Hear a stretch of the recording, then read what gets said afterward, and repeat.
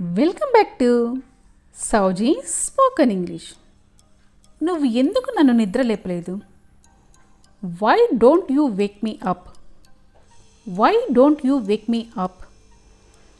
నేను రేపు మార్కెట్కి వెళ్తాను. I will go to market tomorrow. I will go to market tomorrow. ఎందుకు అక్కడ దాక్కున్నావు?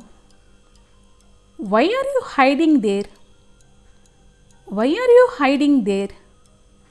నేను బట్టలు మార్చుకోవాలి.